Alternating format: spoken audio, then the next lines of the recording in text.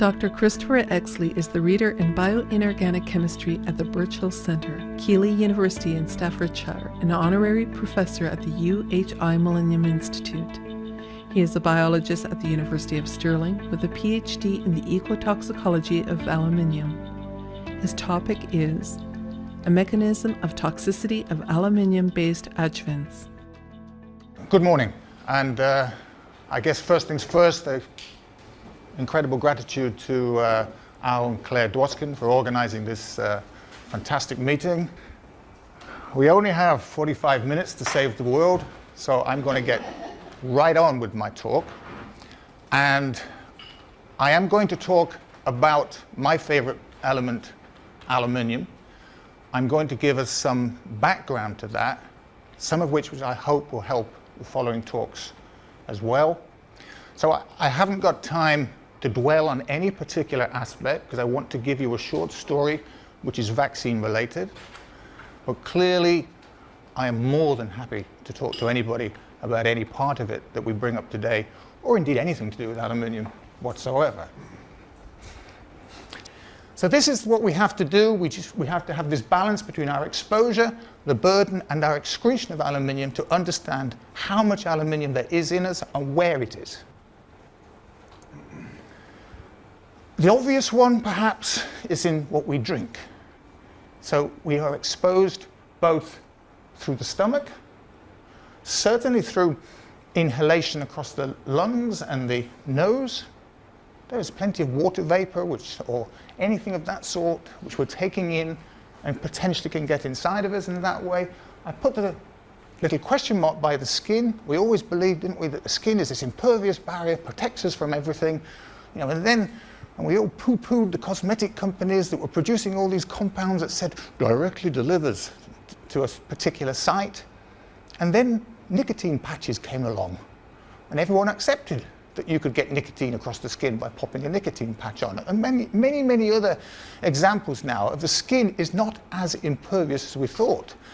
And while I don't know, my guess is that if I did have a bath in alum salts instead of bath salts, I'm pretty confident that my next urine sample would have more aluminium in it than the one before. So the skin is not completely impervious to aluminium. In water, we know it's not impervious in other forms. Clearly what we eat, both directly through the gut and also sometimes parenterally, when food has to be injected, the contamination of parenteral solutions is well known. Even the FDA have tried to do something about that without a great deal of success, but they recognize that this is a real problem. People already susceptible for whatever reason, and that's why they're having to receive parenteral nutrition, are then being loaded with aluminium. Lovely. That's got to be a good thing. The absorption across the gut is limited. It must be less than 0.1%. It's probably 0.05% of the total aluminium that enters the gut. And for many years, people have thought that's the only way aluminium gets into the body. My personal opinion is now it's simply one way. It's no longer the only way, and I'm not even convinced it's the major way. Those of you who like to partake, either in the legal or illegal forms of smoking, we're pleased to know that after you've had your cigarette or your spliff, that your next urine sample will have more aluminium in it than the one you had before. Yep, and Jesus would have been the same. And potentially the worrying thing about that is, of course, that you're taking that aluminium in your cigarette fumes either directly over the lung, which means that it doesn't have to go through the liver before it can go to your brain and other places, or indeed you're taking it through your olfactory system, which gives you direct access to the hippocampus without having to cross the blood-brain barrier. Now, it's no coincidence that on other recreational drugs that people take them through the nose because the hit is fast. It gets to the brain very quickly. So again, cocaine and heroin, it's It's quite surreal working on heroin in the lab. And we actually had a little machine that smoked it, and we did Chasing the Dragon and all sorts of things. We couldn't tell anybody about it. Had to keep it completely. We had to have licenses, obviously, to do this. But heroin contains large amounts of aluminium. You know, people who die of heroin overdose in their 20s, we know they have all of the early signs of Alzheimer's disease in their 20s. Whether that's because they're also taking in aluminium, I don't know, but it could be an interesting coincidence. We all know about this one, and listen, I don't want to be unsociable, so I put it under my arms as well. Aluminium salts are the most effective antiperspirant known to man, and that is why they have persisted. The Unilever and all these companies that make them have desperately tried to find something else to replace the aluminium, because they know deep down it's not good to have all that 1 gram of aluminium under each arm every morning. They know it's not good. They know, because of people like Richard Flaren's work, that some of that aluminium ends up in your urine sometime later. So we know we do absorb it across there. But hey, I'm still putting it there, so I don't know what the alternative is at the moment. And I do wash, by the way. There is so much aluminium in medications. Some of which, of course, you know, because it's an antacid, it's made of aluminium.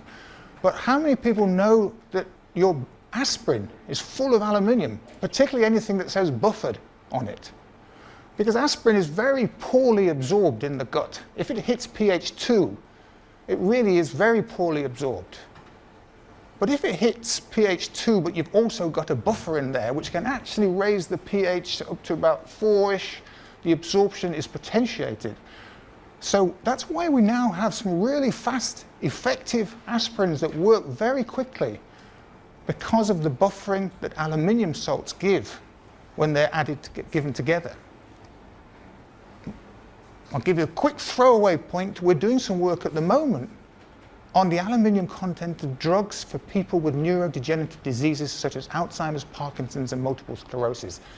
Is there aluminium in those drugs? You bet. It may take us another 12 months to publish this and finish the work, but you bet there is. So we're giving people who essentially have diseases which could be related to aluminium exposure, we're giving them aluminium in their drugs.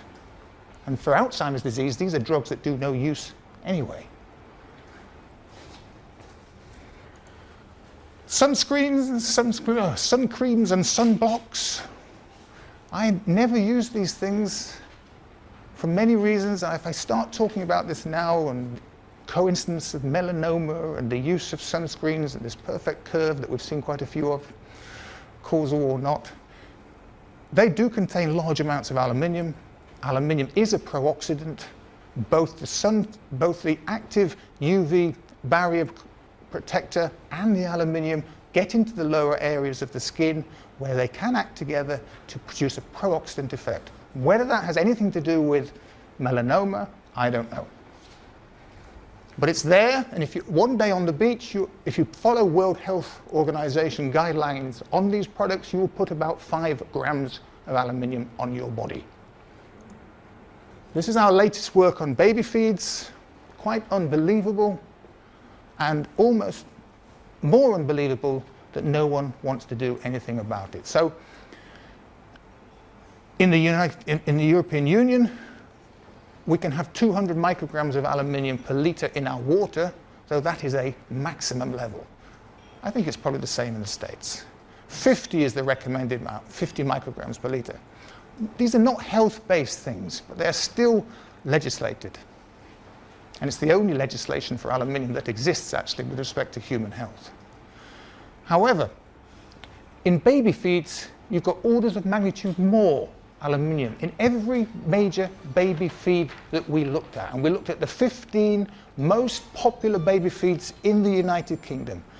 And the one that had the highest amount of aluminium in it, nearly 1 milligram per litre, 5 times the amount that would be normally allowed at the maximum in water, was for preterm babies. Preterm babies. How much? Concentration? Nearly 1 milligram per litre. Of course, here we are in where we are today. So that is also exposure. And we also know from the work of Richard Flarand that aluminium in adjuvants does appear in our urine. So we know that it does get all over the body. So living in the aluminium age does ensure our body burden of aluminium. And our body burden is everywhere, but there are certain places where it's most likely to accumulate. So for example, you rub your arm, you remove quite a few skin cells. In doing so, you slough off quite a lot of aluminium that's in those skin cells.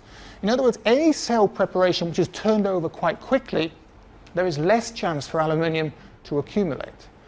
Those cells or tissues where they are not turned over quite so quickly, or not turned over at all, such as your neurons, these are obvious targets for the accumulation of aluminium.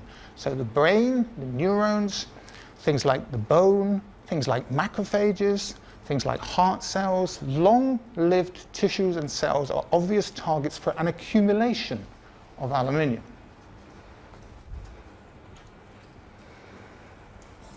The question then arises, of course, now, probably one of the reasons why aluminium adjuvants are so effective is that they do initially, because it's quite a high concentration, you're putting in 0.5 mgs of aluminium into a very small area of interstitial fluid, so that concentration initially is very high. You produce a localized effect which could then cascade as it gets diluted into the lymph, other interstitial fluids, the rest of the body. In other words, probably for adjuvants to work effectively, there is some sort of threshold. There is a threshold effect. Now that threshold effect can also apply anywhere in the body. So wherever you have an accumulation of aluminium which perhaps exceeds a threshold which is as yet unknown, then that accumulation of aluminium could act as an adjuvant and it could act as an antigen. How does that impact on our thinking and what we're thinking about today?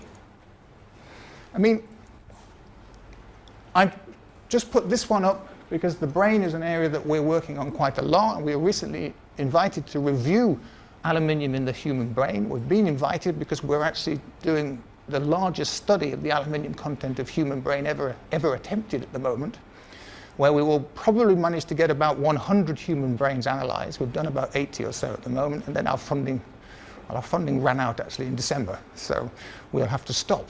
But even 100 brains, looking at all 4 lobes, we're going to present some very exciting data on how much aluminium there is in the brain. But more importantly than how much is where is it? Because it's focal accumulations that really matter, because those act both potentially as thresholds and also as sources for biologically reactive aluminium. And this schematic is just to give you some example of how potentially complicated it is. And politicians love using this word complex, so I try not to use it, because actually it might not be so complex. It's just that when you don't know, it does appear so. I think when we do know, it will be relatively simple. I know that sounds like a bit of a paradox in itself, but I think that is the case. It's only our lack of knowledge which makes this look complicated. Here is an example of an accumulation of aluminium in a human brain. What we've actually got here is a plaque which is about getting on for 70, 80 microns across. And the area that's stained bluish purple shows the presence of aluminium. The area stained red shows the presence of a protein called beta amyloid, which is implicated in Alzheimer's disease. But I show this particular picture only as this could be, for example, sitting in the brain.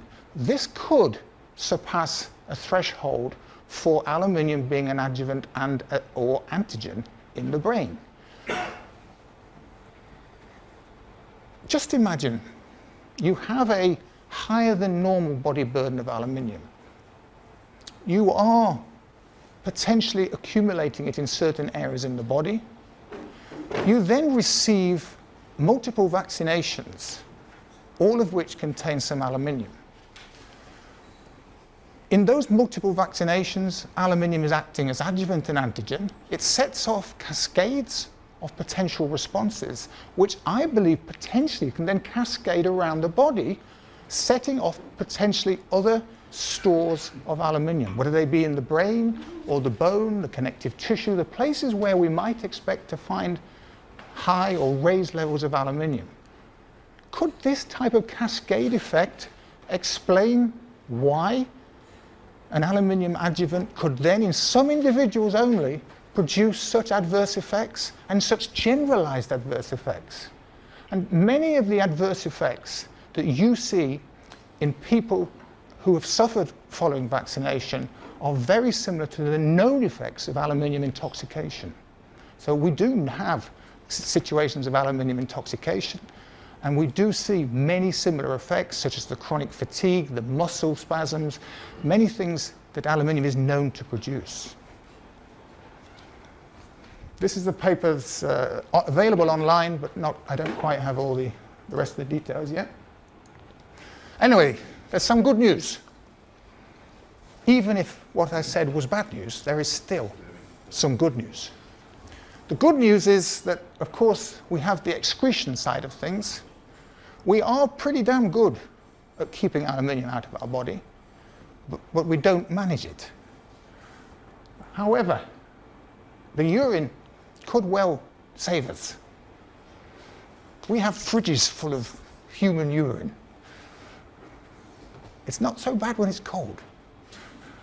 It's working with it when it's got back to room temperature that people object to. I have one student, she's doing an absolutely fantastic job. I'll show you a little bit of her work in a second, who has done this for 3 years. And what a challenge that is, working with human urine for 3 years. She's working on human urine for 3 years because a few years ago we published a paper which showed a very simple way to get aluminium out of human beings.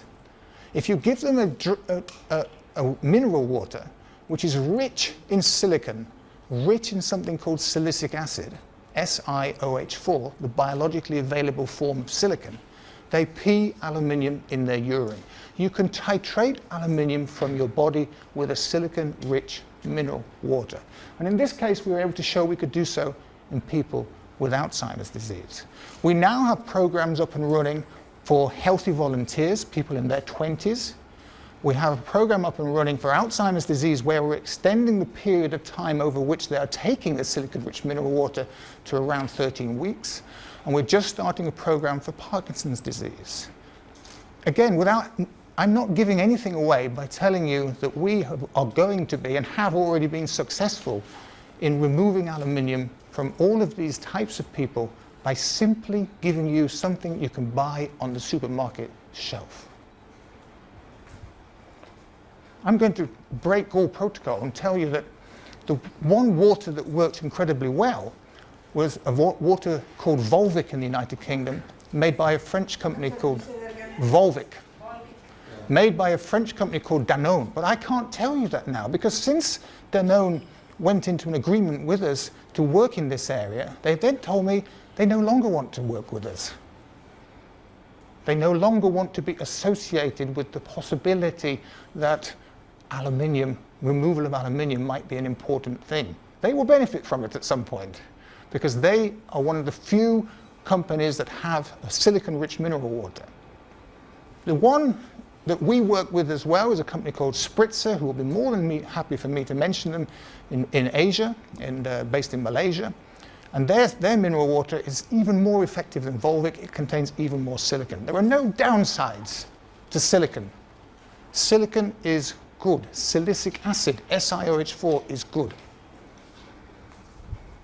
I haven't got time to tell you why, but believe you me, it is. And here's a quick snapshot.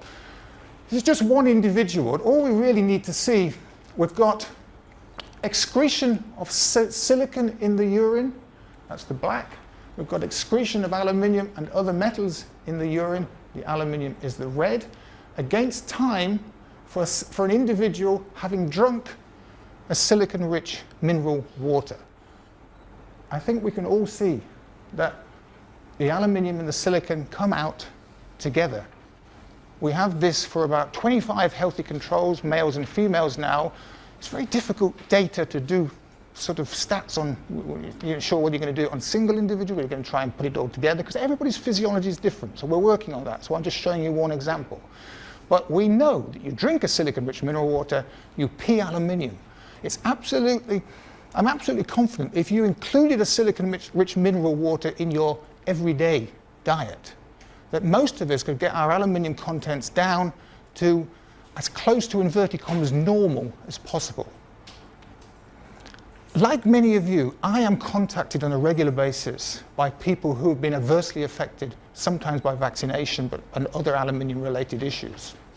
I have been contacted by parents of girls who have taken the human papillomavirus vaccination, and they have said, is there anything we can do? Is it got anything to do with aluminium? I don't tell them it's got anything to do with aluminium. That's not my role. I am not a doctor. I would simply tell them, look, if there is anything to do with aluminium, try taking a silicon-rich mineral water. I tell them which one. I am increasingly getting emails back 6 months, a year later. They're telling me that their daughter is better. I'm not making this up. Their daughter is better. I say, well, it might have had something to do with that. It might just be something else that you're doing, but that's great news. So anecdotally, at least, we're getting good results here. We need, of course, to get proper scientific data as well for people potentially getting better simply by drinking a silicon-rich mineral water. Thank you very much.